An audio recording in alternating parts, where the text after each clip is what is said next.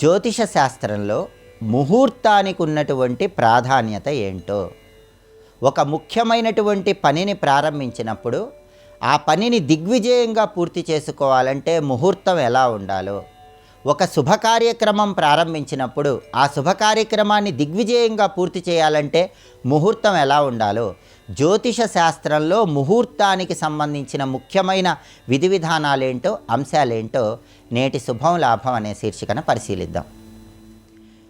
ఏ శుభకార్యక్రమం ప్రారంభించినా, ఏ ముఖ్యమైన పనిని ప్రారంభించినా జ్యోతిష శాస్త్రంలో ముహూర్తానికి ప్రత్యేకమైన ప్రాధాన్యత చెప్పడం జరిగింది.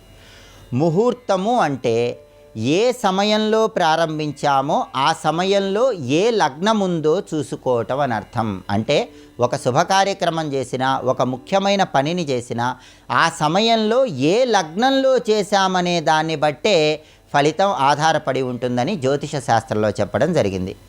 మనం ముఖ్యమైన శుభకార్యక్రమం చేసిన, పనిని ప్రారంభించిన, ఆ పనిని ప్రారంభించినప్పుడు ఉండే లగ్నములో పాపగ్రహాలు ఉండరాదు. అంటే ముహూర్త సమయానికి ఏ లగ్నమైతే ఉంటుందో ఆ లగ్నంలో కుజుడు కానీ శని కానీ ఉండకూడదు. కుజుడు లగ్నంలో ఉన్నప్పుడు అటువంటి ముహూర్తంలో పని ప్రారంభిస్తే శత్రు బాధలు ఎక్కువగా ఉంటాయి. స్నేహితుల నుంచి ఎలాంటి సహాయ సహకారాలు లభించవు. అలాగే మనం ముహూర్తాన్ని చూసుకున్నప్పుడు, ఒక పనిని ప్రారంభించినప్పుడు ఆ ముహూర్త లగ్నంలో శని ఉన్నట్లయితే మీరు ఏ పని చేస్తున్నా సరే ఆ పనిలో ఎప్పుడూ ఆటంకాలు వస్తూ ఉంటాయి. కుజుడిని శనిని జ్యోతిష శాస్త్రంలో పాపగ్రహాలుగా చెప్పారు. కాబట్టి ముహూర్త లగ్నంలో కుజుడు కానీ శని కానీ ఉండకూడదు. సహజంగా లగ్నంలో ఏ గ్రహాలు లేకుండా ఉండటం అనేది శుభ ఫలితాలను కలిగింపజేస్తుంది. అయితే ఒక్కొక్కసారి లగ్నంలో సూర్యుడు కానీ చంద్రుడు కానీ ఉంటూ ఉంటారు. ఎప్పుడైనా సరే మన ముహూర్త లగ్నంలో సూర్యుడు ఉన్నట్లయితే ఆ లగ్నము మేషలగ్నం అయితే అద్భుత ఫలితాలు కలిగిస్తుంది. ఎందుకంటే మేషలగ్నము సూర్యుడికి ఉచ్చ. కాబట్టి లగ్నం మేషలగ్నం అయితే మాత్రం లగ్నంలో సూర్యుడు ఉండవచ్చు. అలాగే ముహూర్త లగ్నములో చంద్రుడు ఉన్నప్పుడు ఆ లగ్నం వృషభ లగ్నం అయితే చాలా మంచిది. ఎందుకంటే వృషభ లగ్నం అనేది చంద్రుడికి ఉచ్చ.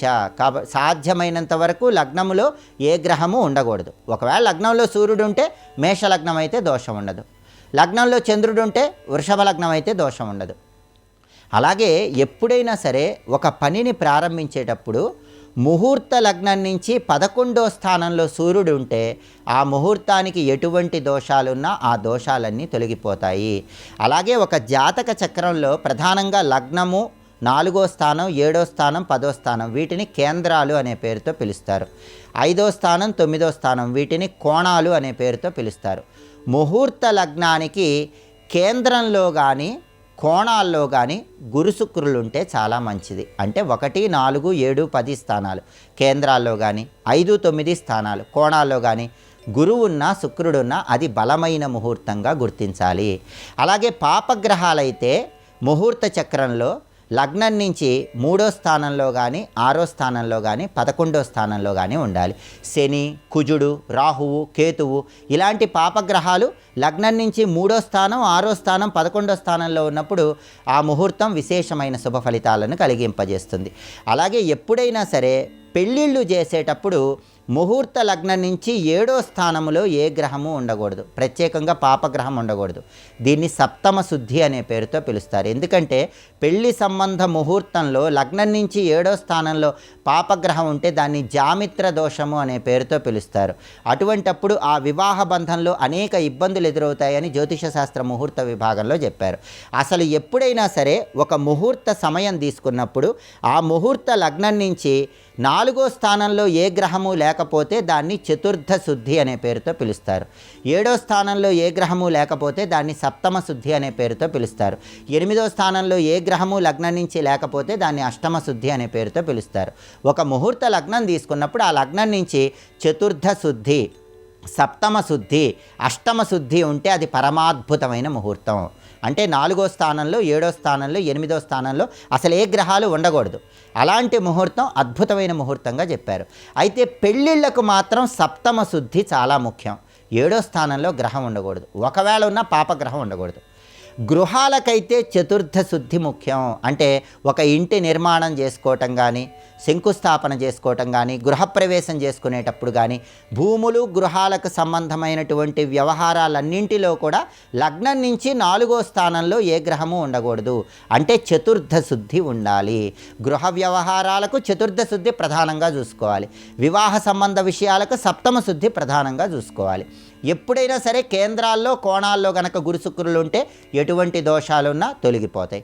అలాగే 11వ స్థానంలో ముహూర్త లగ్నం నుంచి సూర్యుడున్నా కూడా ఎటువంటి దోషాలున్నా ఆ దోషాల నుంచి బయటపడవచ్చు. అలాగే చంద్ర బలం అనేది కూడా చాలా ముఖ్యం. ఒక ముహూర్తం చూసుకున్నప్పుడు చంద్రుడు బలంగా ఉంటేనే మనోధైర్యంతో కార్యక్రమాలు దిగ్విజయంగా పూర్తి చేసుకోవచ్చు. చంద్రుడికి వృశ్చిక రాశి నీచ స్థానము, మకర రాశి శత్రుస్థానము. కాబట్టి ఎప్పుడైనా సరే, ఏ రోజైనా సరే చంద్రుడు వృశ్చిక రాశిలో సంచారం చేసేటప్పుడు, మకర రాశిలో సంచారం చేసేటప్పుడు ముహూర్తం తీసుకోకూడదు. అలా తీసుకుంటే ఆ ముహూర్తానికి చంద్రబలం ఉండదు అని జ్యోతిష శాస్త్ర గ్రంథాల్లో చెప్పారు.